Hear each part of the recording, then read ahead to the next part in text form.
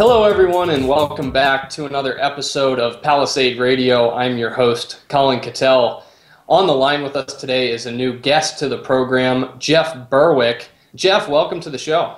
Thank you, Colin.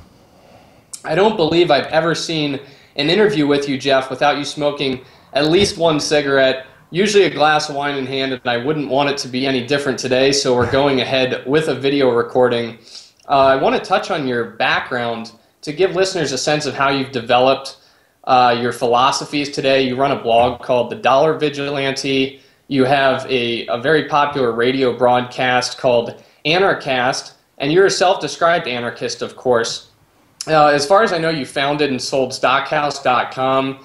You ventured on a sailboat, got caught in a storm, nearly escaped death, washed ashore with boxers on. What's transpired between then and now?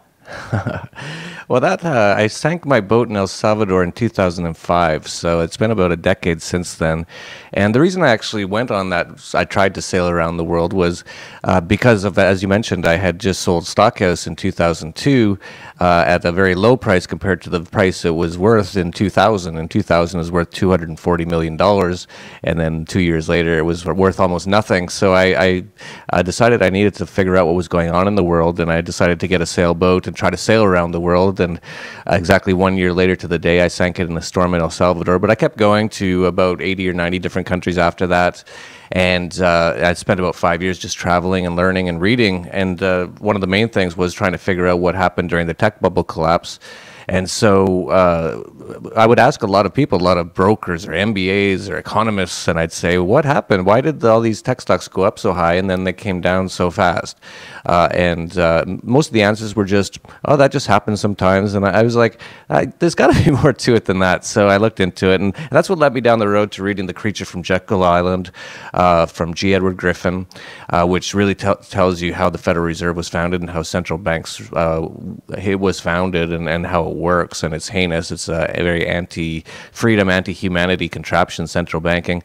And so I just kept reading all that, and then I read more and more, and spent literally a decade just reading and traveling and learning. And then I decided around 2000, after the 2008 near complete collapse, financial collapse, I realized, because I was expecting that to happen, I realized I was understanding how things were working, and I decided in 2009 to start writing The Dollar Vigilante, just to tell people about a lot of the things I've learned over the last decade or so, including Austrian economics and all sorts of other things, and a lot of very financial related things.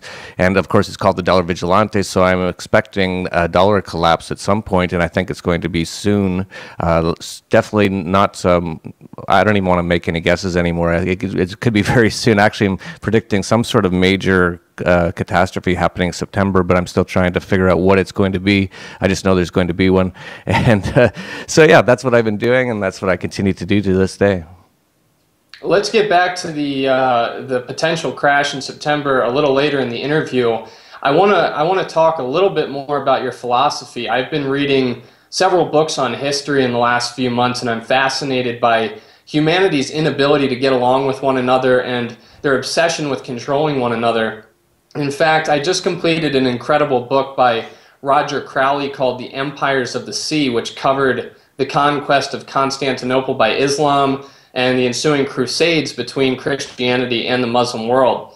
And what's very clear to me is that despite government's ever-growing grip on institutions today, we live in the freest period of human existence. Do you agree with that assessment, Jeff? That's really a tough call on what you call freedom and what happened in the past, and if there was more freedom in the past. In so many ways, I think in the past it was freer, in my opinion. Especially if you look at the U.S. Let's just look at the U.S. as an example. In the 1800s, in the U.S., you really had no tax, no income tax. You didn't need a document to travel around the world called a passport.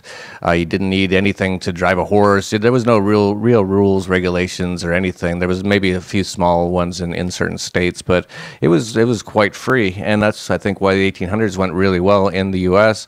But I understand as well your point that we do have opportunity to live quite quite free still today.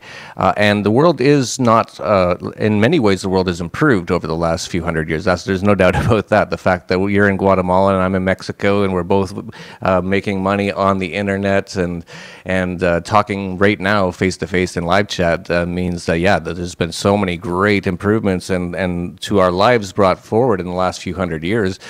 But as far as being more free today, it's really hard. You have to actually try to live outside of your own tax farm, your own country, which I think you're doing, and I've already done. I've been doing it for 10 years now.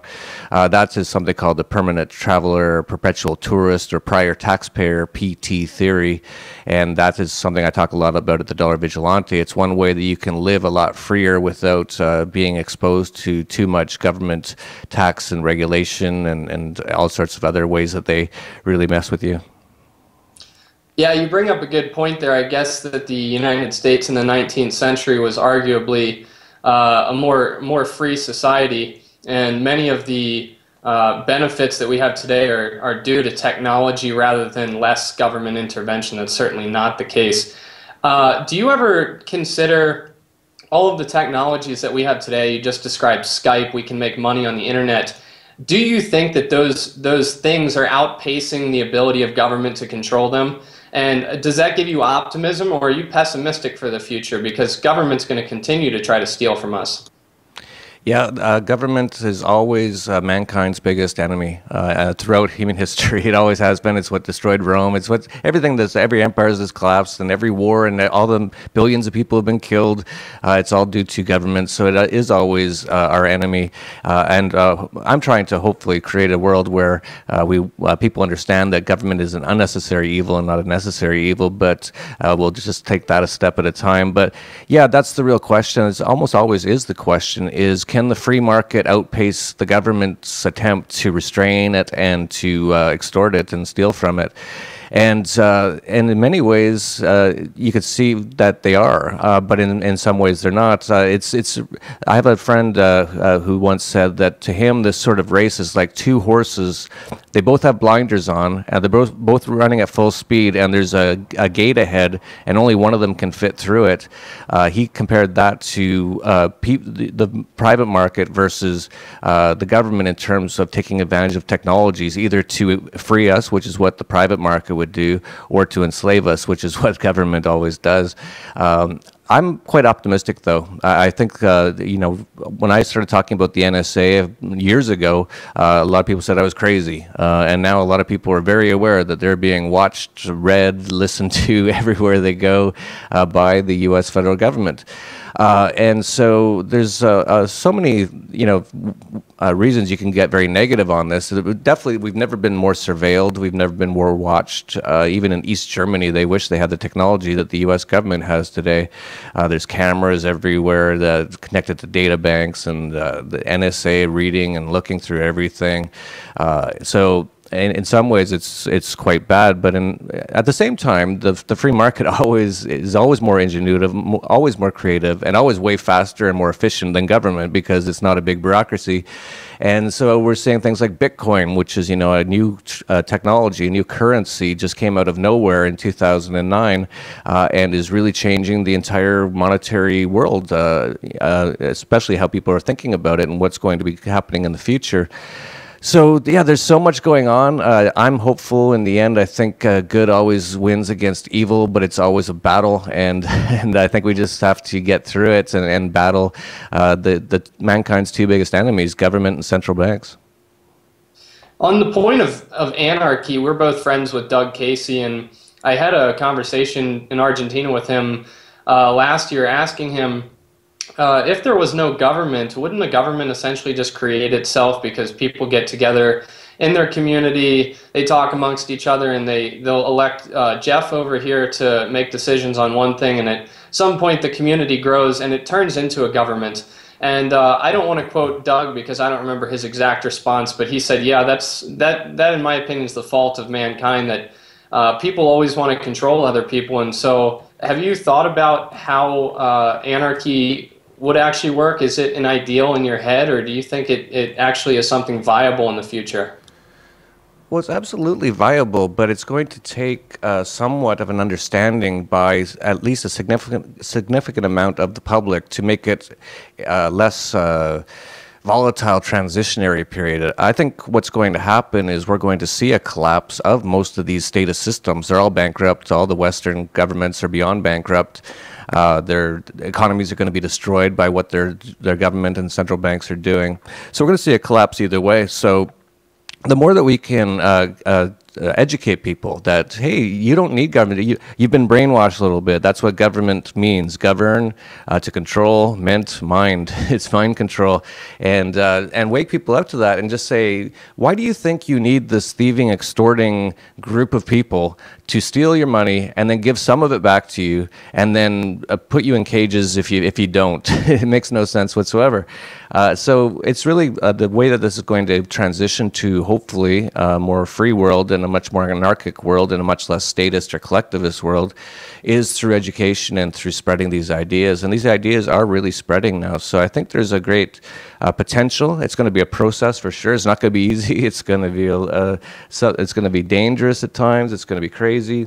But it's going to happen, like I said, either way, as the dollar collapses and as the U.S. Federal government essentially goes bankrupt or hyperinflates the dollar to zero. It's one or the other, and both of them destroy the system. So as far as your original point, though, about Doug Casey and you bringing up that, hey, won't we, if we just hit a button, there's no government tomorrow, people will just start up another one.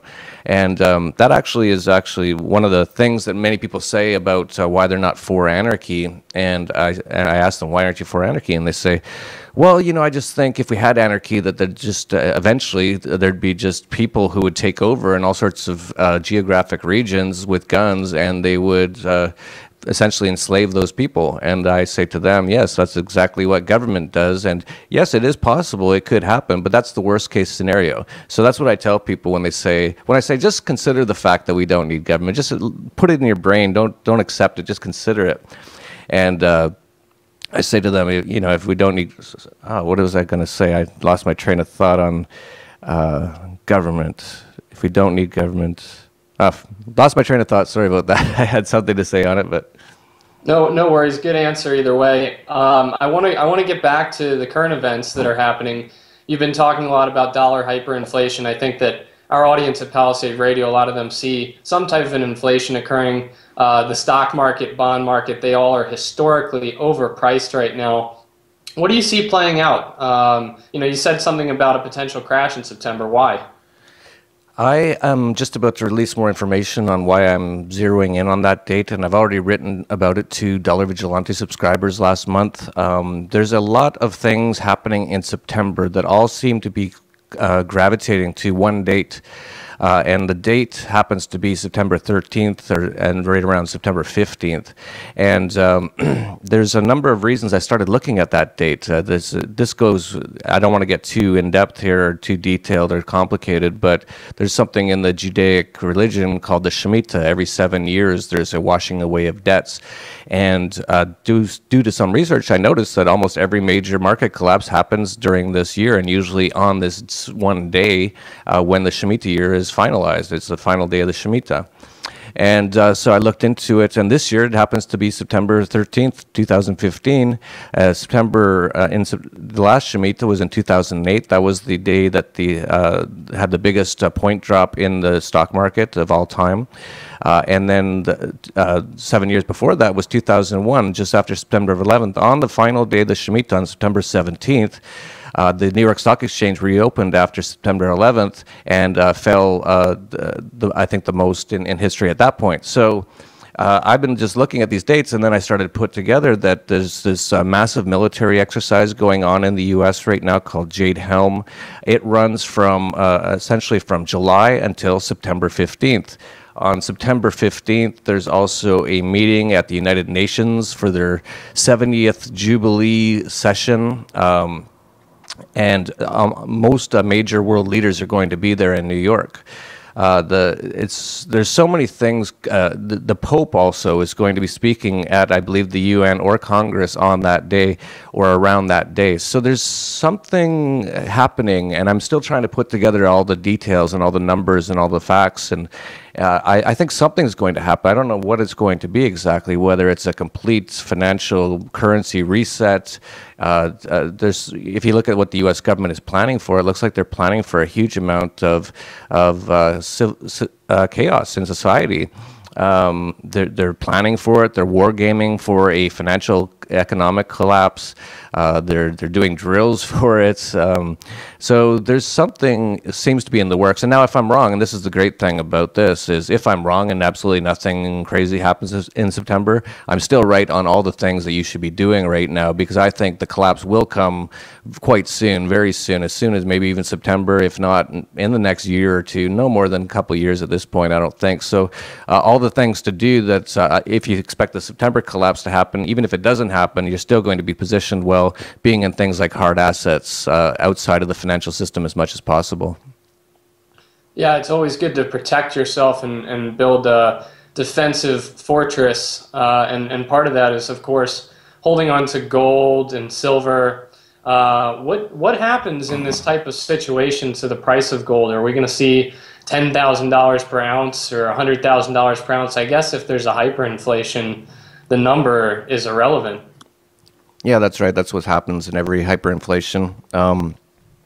It's really hard to say because we've never had this happen before in human history. We've never had an entire world on fiat, unbacked currency. We've never had a great majority of those countries be insolvent or bankrupt, essentially. There's absolutely no way that most of these Western countries can even hope to ever pay off the debt they've accumulated. So it's obvious that's just a Ponzi scheme. They just keep rolling it over and making it bigger and bigger. So how this all collapses, I have no idea exactly. It's just so many variables. I think if I had to guess right now, I would say that we will likely see something happen in September. It will cause a massive market crash. We will then possibly see a massive amount of money printing by the Federal Reserve and the European Central Bank and the Bank of Japan and the Bank of England, which could very, very quickly turn into some sort of hyperinflation. Who knows, though? There's going to be so many variables. The one thing I do know is that you definitely should be quite safe right now. Don't be listening to CNBC where they tell you, oh, be getting the stock market, it's going up. It's going up for a reason, and that's because they're printing a lot of money. And once that money printing slows somewhat, there'll just be another collapse, just like in 2001, 2008. I really recommend people just get into hard assets because of that, and be prepared, be more cautious than anything. Don't be looking for massive gains right now. Of course, you can. For example, I own some junior mining stocks. If gold does, or silver as well, does skyrocket, these stocks will go from 2 cents to $200. So I have a small percentage of my assets in those sort of stocks. But I'm mostly in precious metals, hard assets, Bitcoin, all kinds of ways to get into something that Janet Yellen can't counterfeit into worthlessness. Jeff, I want to end asking you about your, I guess, goals and aspirations in life, and the reason behind you starting the Dollar Vigilante and Anarchast. When you look back in 20 years, what is it that you would like to have accomplished today? Oh, that's a good question. I don't really think about the future and looking back at myself and thinking about what I did too much, so I don't think I've ever done that. I mostly look at what am I going to do tomorrow, what am I doing right now, and that's basically it. And I don't know. I'm definitely passionate about freedom. I see through all my experiences in life and through a lot of research that freedom appears to be the best possible scenario for human beings to thrive and prosper. And of course, government is anti-freedom, and there's an incredible amount of government in the world today. So that's a very negative thing, in my opinion. So. I don't really think too much about it, but I'm definitely passionate about freedom. I'm passionate about the philosophies of libertarianism, anarchism. I'm also quite passionate about the markets and Austrian economics, which to me is free market economics. The main reason I do the Dollar Vigilante is to help people to understand what's going on, because they're not getting the news, on the real truth on what's going on the mainstream media. They're being fed a bag of lies, and a lot of people are going to get really hurt from this. So I'm just trying to spread this information as much as possible, and that's really all I do almost every single day. All right. On that note, Jeff, thank you so much. Jeff Berwick, everybody, thedollarvigilante.com. And how do we get subscribed to the Anarchast? If you want to go to Anarchast, Anarchast is the #1 anarcho-capitalist podcast interview show on Earth. We've interviewed over 200 anarcho-capitalists to date. It's always really interesting discussion. If you want to check that out, just go to YouTube and type in Anarchast. That's ANARCHAST, and I'm sure you'll find it. All right. Thank you, Jeff. Thank you, Colin.